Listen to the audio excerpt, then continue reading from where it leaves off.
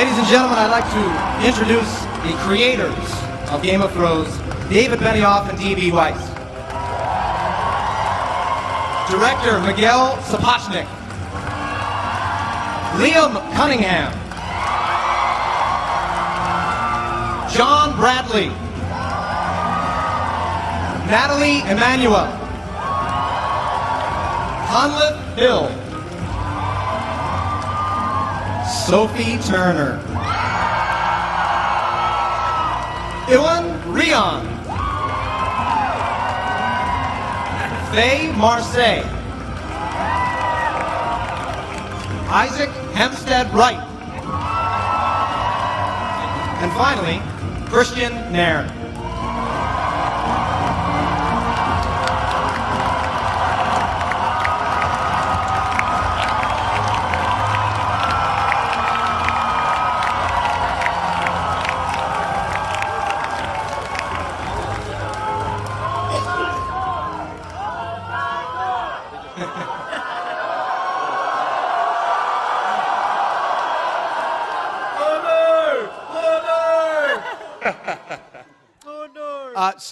I'd like to start with the elephant in the room.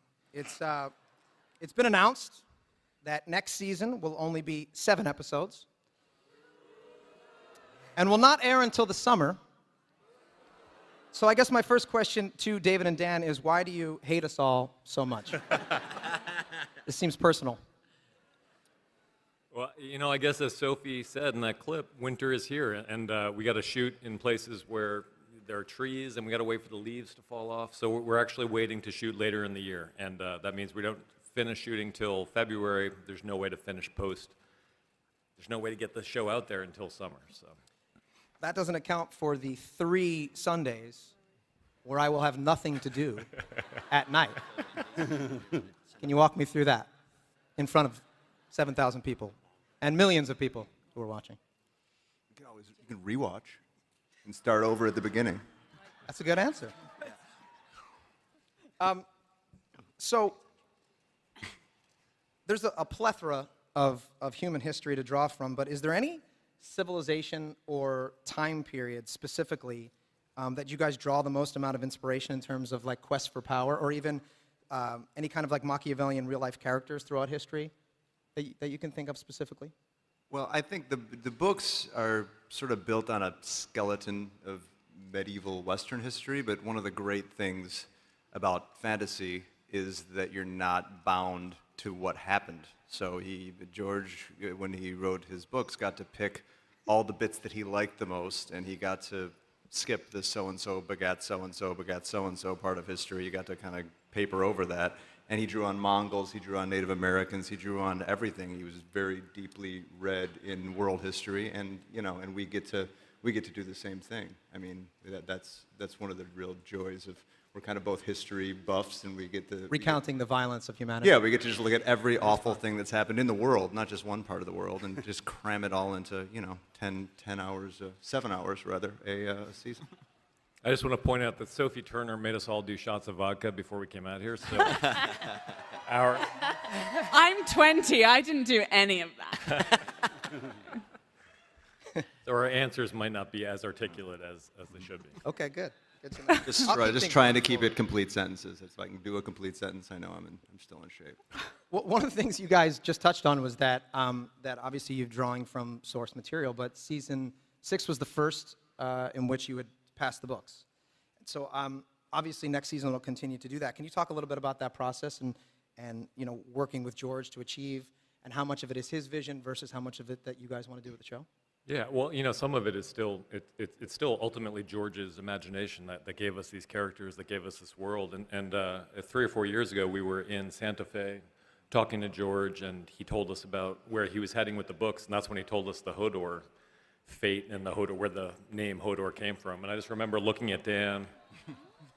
It's George's fault. And I remember looking at Dan, and we were both so amazed and excited because it was so freaking cool. And one of the things that's brilliant about it is that this name, which has become almost a joke, people make jokes about Hodor, and then ultimately you realize where that name comes from, and it's suddenly a tragic turn, and that's so George R.R. Martin. So, hopefully we're still living out the spirit of George's imagination, and even though we're beyond the books, I think one thing that's fun is that George's books will be very different in some respects and the same in others, and I think hopefully both the series and the books will be surprising to people who are reading or watching or whatever it is. So, Sophie Turner, her fault. Sorry. Well, I'm glad you brought something up because obviously, sadly, we lost one of the most beloved characters of the season and in all of television. I know. It's Gentle. tragic, isn't it? Yeah. Ewan, how did you create such a lovable scamp? And what is it like to be America's sweetheart? Sorry, what was that? Why are you such a lovable scamp? Thank you, Sophie. I don't know. I mean, I think the key was that when we were discussing the character before we even started shooting, that he had this kind of joy in everything that he does. So we kind of try and he's enjoying this. He's on the best time of his life, and he loves doing all this stuff. And that I think it kind of made him a bit funnier, I suppose. So he's not just some psychopath that. That's just one direction. He's got a bit more about him. He's not in One Direction.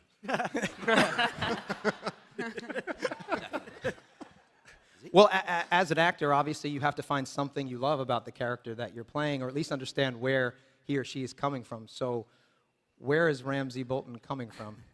I think, poor guy's had a tough upbringing. He's a bastard in the north, which is always difficult. And, he's just looking for his father's love and acceptance and recognition all his life. And, it's kind of, that's obviously, everyone can relate to that. And Boo-hoo. Thank you, Sophie. Apart from that, there's very, very little to like about him, I think. When obviously we lost Hodor.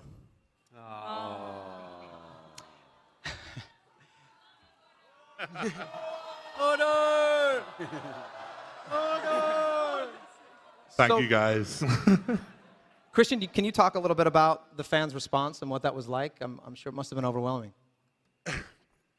Well, yeah, it has been overwhelming. I did not expect it to be so crazy. I'm really, really flattered as well. It's blown my mind. I was in LA a few days ago in a hotel, and all their doorsteps or doorstops said Hodor on them. Wow. I'm going, really? But yeah, it's been incredible. I didn't expect it. I mean, the scene was incredibly written and directed, and I knew it was going to be cool, but I didn't expect the outpouring of emotion. You're going to make me cry? All right, let's see if we can make him cry. Not really. Well, I apologize for that. I apologize for making you cry. Was it crying in a good way, at least? Okay, well, I've done my job then. I'd like to do what the show is consistently doing, which is to transition from the sweet into blood. The episodes Battle of Bastards and The Winds of Winter are probably the two most astonishing episodes, not only of this show, but maybe any show ever. Here, here. Yeah. And obviously a lot of that has to do with the director, Miguel Sapochnik.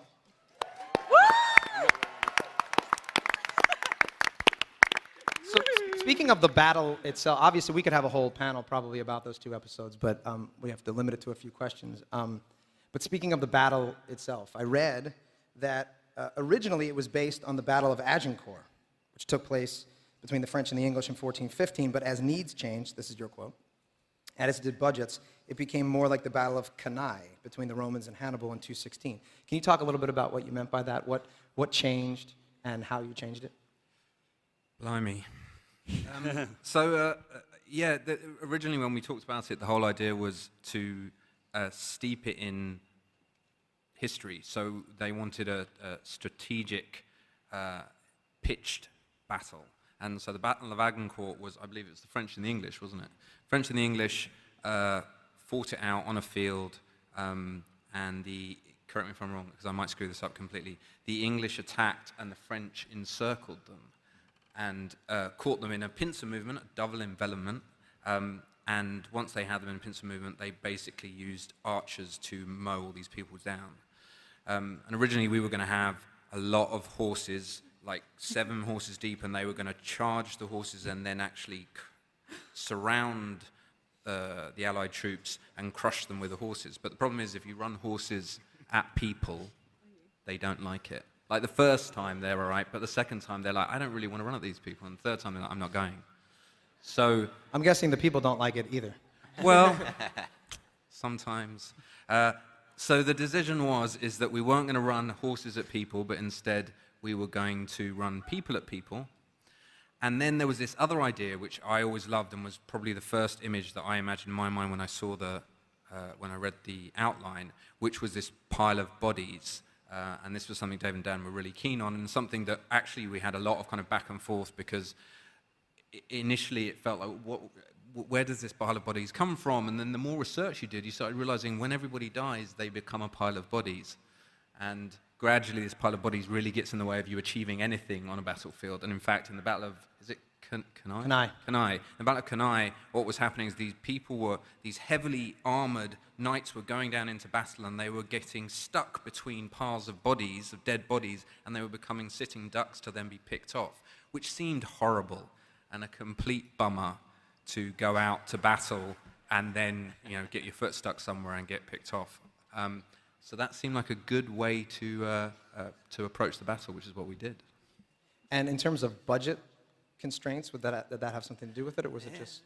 The not using horses that definitely was a budget constraint. I think any time you do something this big, you always start with something that's bigger than you actually have the money to do. And then what you come up with is creative ways to turn that disadvantage into an advantage. So there's so many things. In Hard Home the year before, it was the same thing.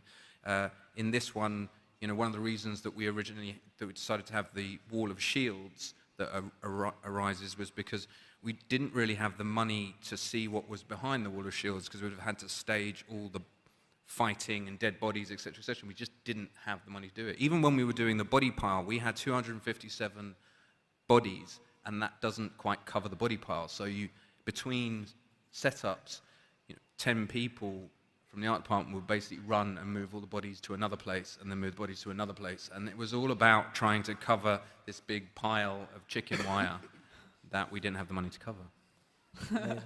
Well, I saw that you're not on the list for directors this year, but we can expect you back next year? I would very much hope so, yes.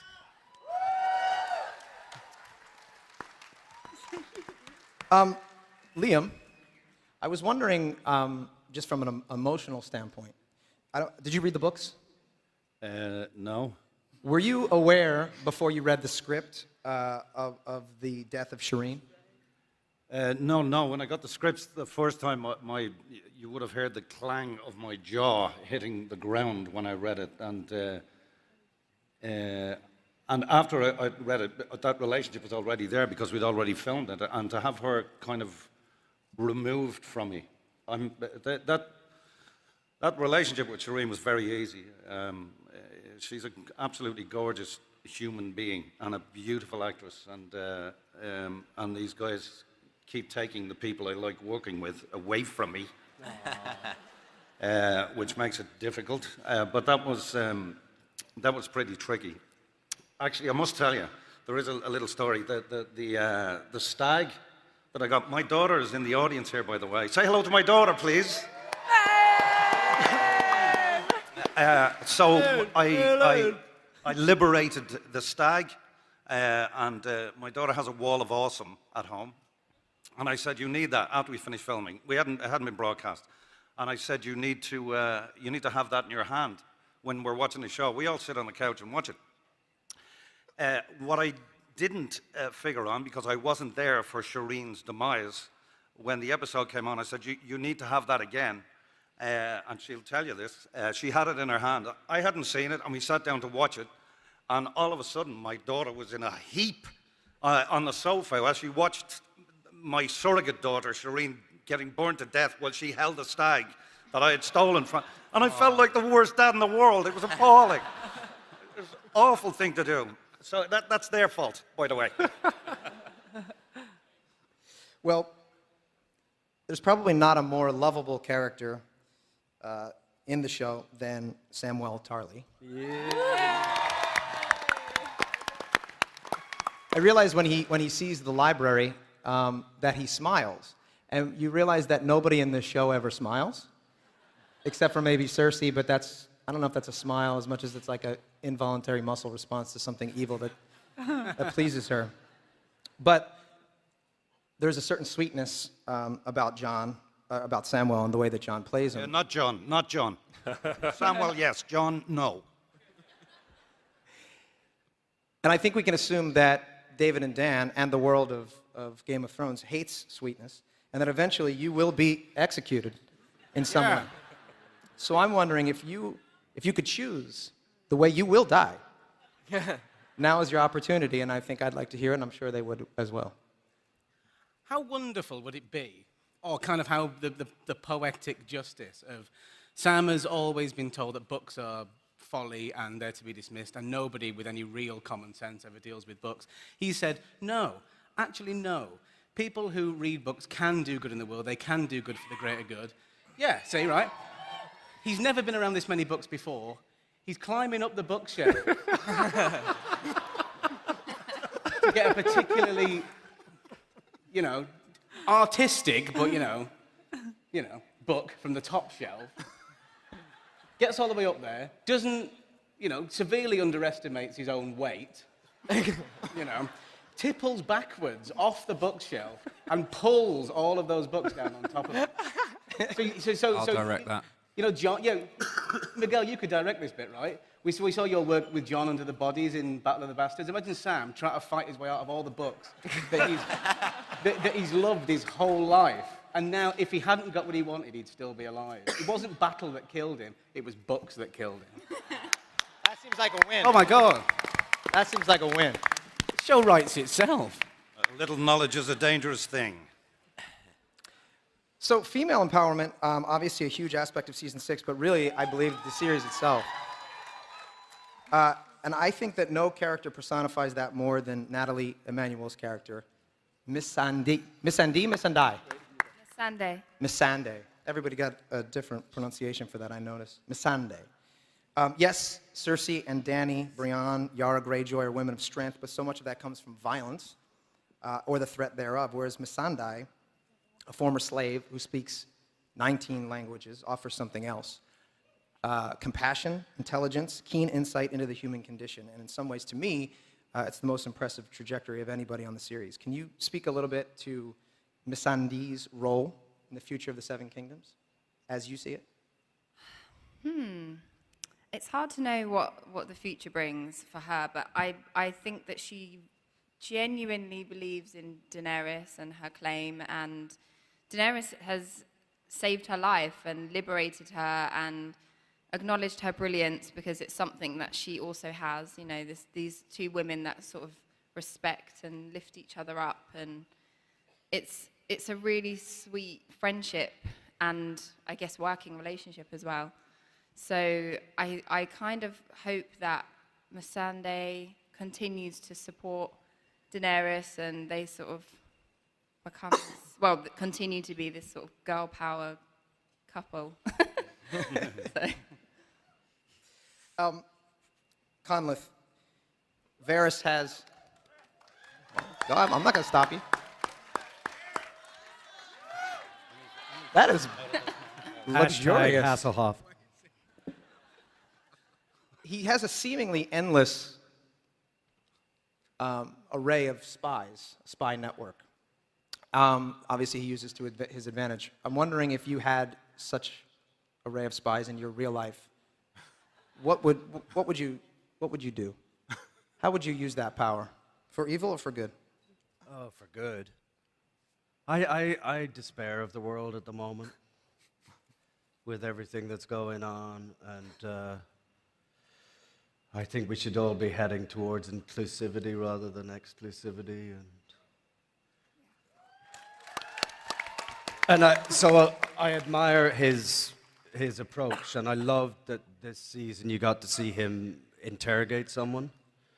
And it probably wasn't what people expected, but that's just the way he works. So I like him, and most of the bad things are said about him by people who don't like him, which is a great example of the way the world works. But I think he's, so far, I mean, it could turn on its head, I've no idea. He could have been working for someone else the whole time, but it doesn't feel that way, certainly. And so I guess I'd use it for good. It seems like you're having a ton of fun, and you're coming at it. So many of the scenes when we cut to you, they play comedically. In fact, when you watch the show, which I find really interesting, I've been to a few of the premieres, people laugh throughout the show, and it doesn't necessarily happen as often when you're sitting at home. But there's something about when you get together with the community and watch it, and I think a part of that, obviously, with Peter and with you. I'm wondering if you're doing that on purpose to bring a comedic bent to it, to bring a little bit of levity, or is it on the page, or is it something that it's all on the page, and some of David and Dan's descriptions are hilarious, like "what bitch" or something like that, you know. But no, it's just an exquisite script, and it's perfect when you get it, and you just go with it, and we're very grateful for that. So are we. Hey, Sophie. Hi. You've had a big year.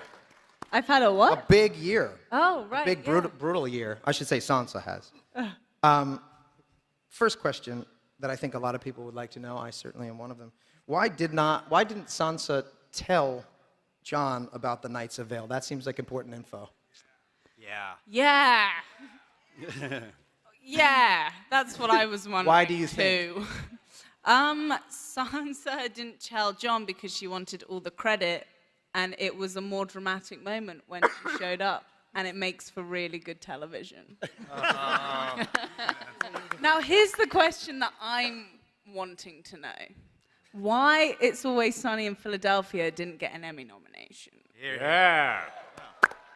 I don't know. You guys have won... What are you doing wrong? We haven't done enough seasons. I think we're only on season 26 at this point. I'm guessing 27. You guys seem to know a lot of people at the Emmys because you've all been there, but I have never been. I would go as one of your dates. Well, you deserve to be there. Yeah, here. They're not here for me. Well, do you believe that Sansa believes that Jon is the best fit for the Iron Throne, or do you think she maybe believes that she is? Or someone else? I don't know about the Iron Throne. I think Sansa... I think she believed it was probably more of a joint effort for... in terms of the Battle of the Bastards, she believes that they should both be king and queen of the North, for sure. I don't know about the Iron Throne. I'm not sure she's so keen on that anymore, but... I'm not sure she believes that Jon is capable of running Winterfell in the North. I think she thinks he doesn't have the intellect, the knowledge, the experience that she has. And I concur. But she knows that he has wonderful morals, and that kind of... those Stark morals that, inevitably he'll make the right decisions, or the good decision, but whether it's going to benefit anyone is another story. Whatever, Jon. Over it. Oftentimes when you see an actor try to play a badass on screen and they're not quite pulling it off, it just sort of takes you out of it. You sort of never believe that this dainty little actor is as tough as he or she actually looks in real life. That, however, is not the case with Faye Marseille, who pretty much channeled the Terminator better than Arnold Schwarzenegger did. Stole that one. Yep. I was like doing a scene and I was running, and then I was sort of mid-scene and I realized that my arms were doing this, and I thought, yeah, I'll keep that, and did, and it went down pretty well. So yeah. Well, so it was unbelievably authentic, and so Do you have any background in martial arts, or are you just like a badass in real life? Or? No, I'm quite a scaredy cat in real life. I'm quite nervous and shy, actually. So spending a month with Maisie Williams training like gets you in the mood, you know, because she's really good. So you want to be like as good as her. She used to hit me all the time and make me keep going. Come on, Marcy, come on. So I have a lot to thank Maisie for. So yeah, in real life, I mean, I quite like football, soccer over here, but that's about it. Yeah. There's a lot of speculation that Arya and the Waif are in fact the same person. Yeah. Which would explain quite a bit. No one else seems to see her when she's beating up a blind girl in the middle of Bravos. Nobody seems to actually notice. What do you think? I think the theory was a cool one. It would have been really cool. But I think Maisie's, I think Arya is Arya, and that's her journey. And I think, yeah, the way it is now is the best way. Like, the theory's good and it's creative, but I think they've got it right, the writers, yeah. Hey, writers, are people reading into it too much, or? Good answer. That's fair. Oh. That's me. Don't lie. What was that? So Isaac Hempstead Wright, who plays Bran. Bran obviously got some pretty big info in the season finale, probably one of the biggest secrets in the history of the show.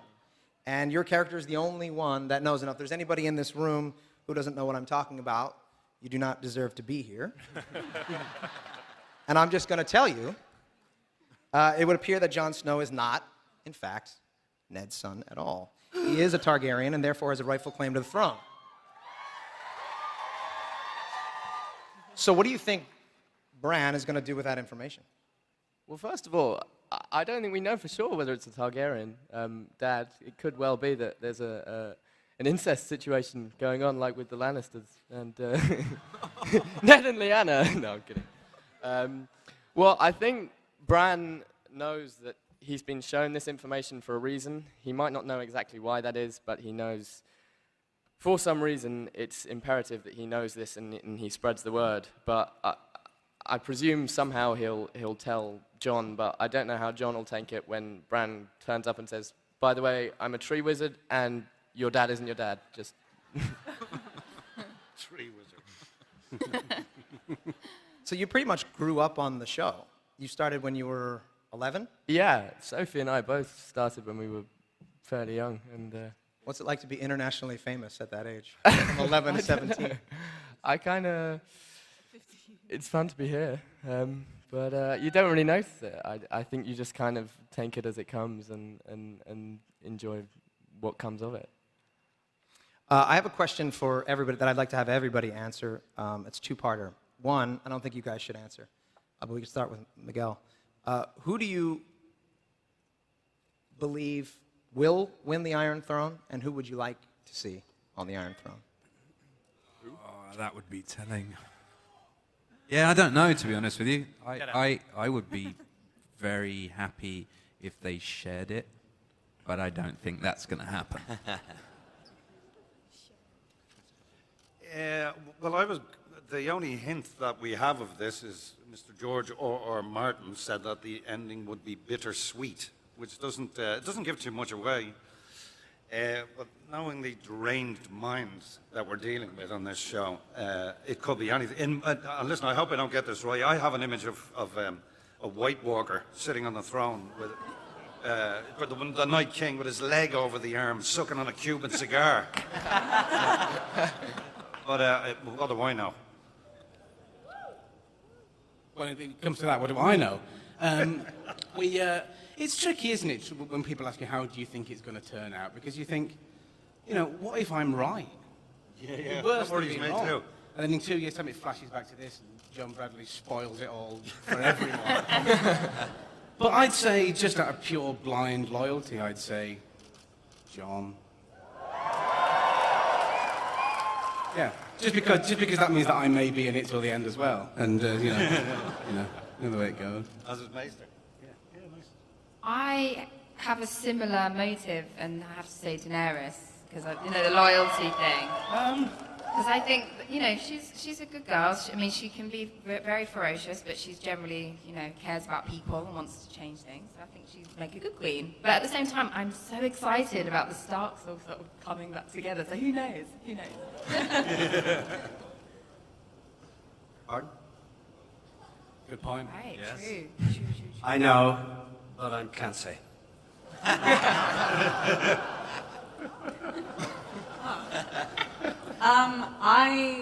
I think I want Littlefinger on the throne. I just think it'd be.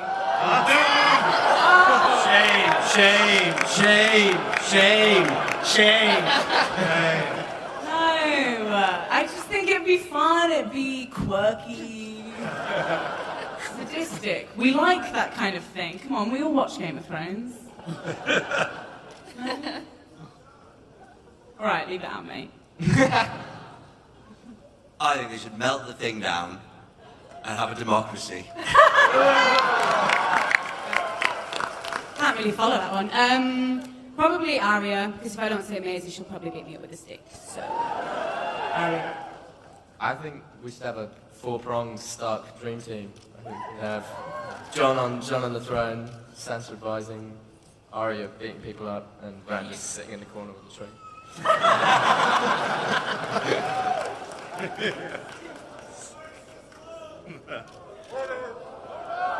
I think the throne's probably not going to be important by the end of the show. I think there's going to be a huge battle between the Night King and Daenerys, and I think Cersei's probably going to get flattened in between somewhere. But on the throne, I think Westeros for once deserves someone with honor and integrity, and I think Brienne would make a really good king.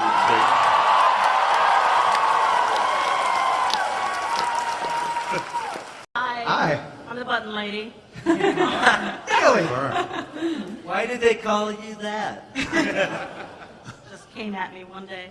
My question's for Sophie. Hi, Sophie. Hi. You've had a really great year with this character. And I was just wondering, when you're reading the scripts at home or wherever you first read them, what scene really made you giggle to yourself when you're saying, oh, I can't wait to act the shit out of this? Oh, it was 100% the Ramsay scene, sorry. Fair enough. I feel like it's what the past 5 seasons have been kind of building up to this, and I'm getting really distracted by the people behind you. I feel like it's been building up to this, and her first kill, and I'm so glad it was Ramsay, and it was written so well. And someone actually quoted that to me the other day in a park. Someone was like, "Your house will disappear, your family will disappear," and I forgot it was from the show. I thought they were cursing me or something. I just loved the way it was written. It was wonderful, and I was very excited to do it with this little scrapper. It was an honor to be killed by you. A girl would like to know, Oh no. what was the favorite part of training for your fight scenes? I guess they were kind of choreographed like dances. And so we spent like a month in Northern Ireland doing that. And I remember one day where Maisie and me were really... No, actually, this was after filming. So after we filmed episode 5, we spent all day doing that, and it was so much fun, but me and Maisie were hitting each other a lot. By the end of the day, we were so tired that I went back to my hotel room and fell asleep face down in a plate of salmon. So even though it was a good day, I woke up like this.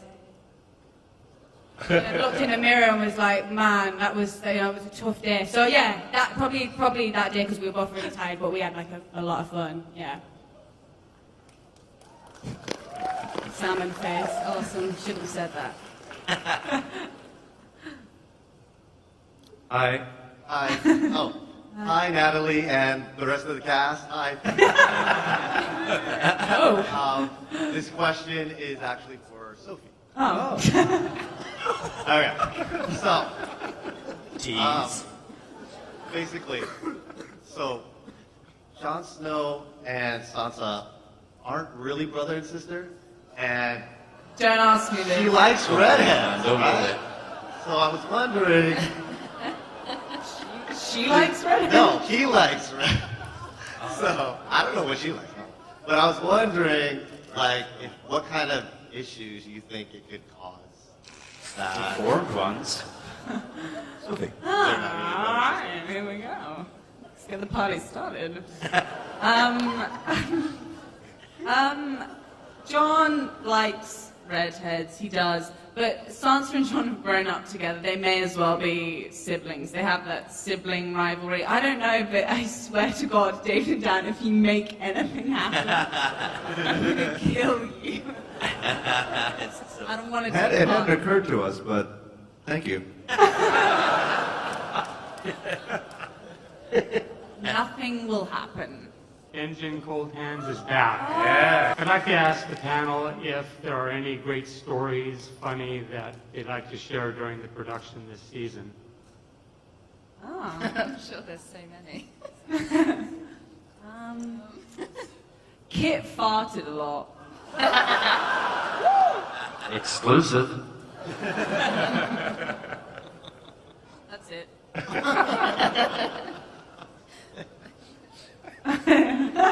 Cracker. Where's the vodka? Hi there. My name is Nicole, and I just wanted to ask Bran a question. I just wanted to ask you how you felt when you found out about when you had the vision of Jon Snow being born. Like, what I mean, was it like an eye opener for you, and it made everything make sense, or was it just something that made you more confused? Well, because the Tower of Joy stuff was split into kind of two scenes, one earlier in the season and one later in the season. So when I first read it, my immediate thought was, I'm going to Spain, so I'm going somewhere warm rather than Northern Ireland. I'll be honest. Then I actually read it. I suppose overall it's a very interesting kind of arc, everything that happens within the Tower of Joy, and I wasn't actually aware of the whole. I knew about R plus L equals J and so forth, but the Tower of Joy I hadn't actually come across. I read up on it and found all the theories. So it was really cool to just be able to read it, let alone actually have involvement in the scene. I think that was what was so cool about Bran's visions, was that it wasn't just the audience watching a flashback or something happen, it was the audience getting to watch another character react to this kind of rich history of Westeros. So for me personally, yeah,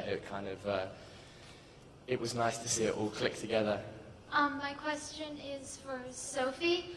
Since the beginning of the series, Sansa has made like a complete transformation. She's almost like a new character. How do you think that transformation is going to continue, and where do you think she's going to end up? Wow, that's a really good question, because I genuinely have no idea. I feel like they could take her in so many directions. I mean, she's really become kind of a leader in her own right, but there's also that sense after she had that scene where she killed Ramsay. You wonder if she's kind of got a taste for killing. I mean, Miguel.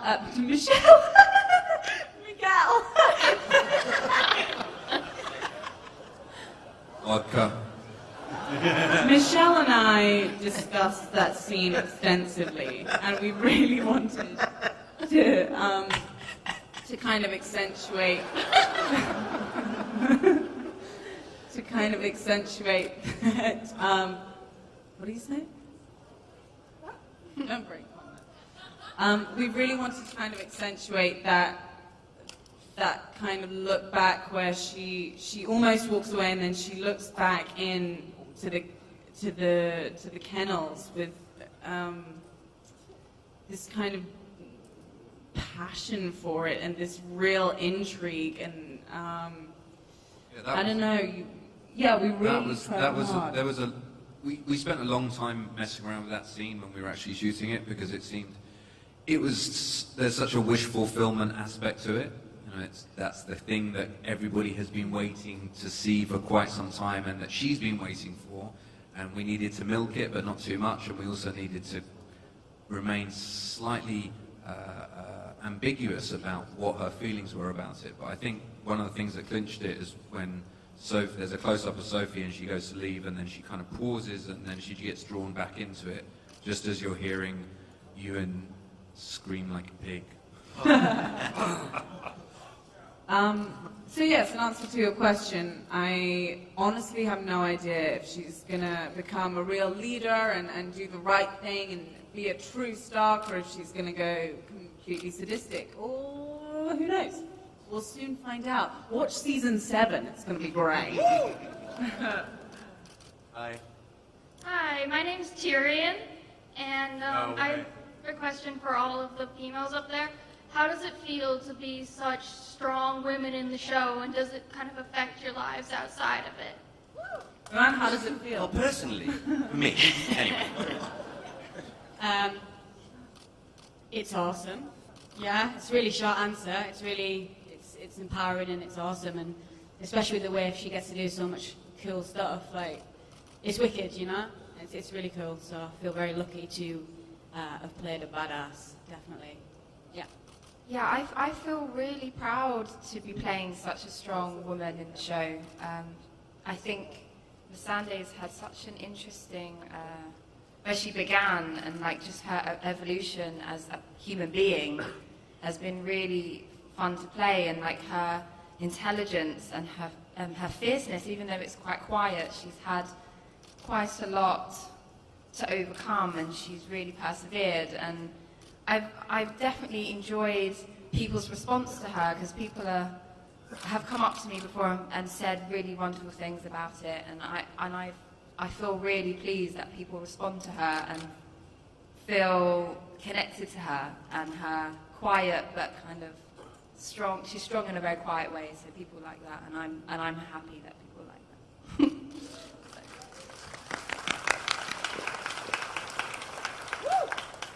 Hi. Hey guys, I'm a really big fan, by the way. To say hi. Thank you. I just wanted to ask how your character / experience with the show has impacted your life. Life-changing, I would say, for me. Definitely. I'd never been to California until 2 years ago. And I'd never been paid this much in my life. To have such a good time and on such an excellent piece of work.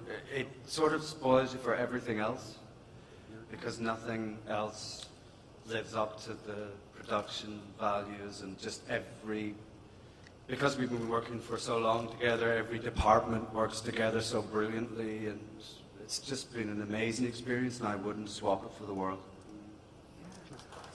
I think we have time for one more question. Wait, let's make it 2. Just because you're already...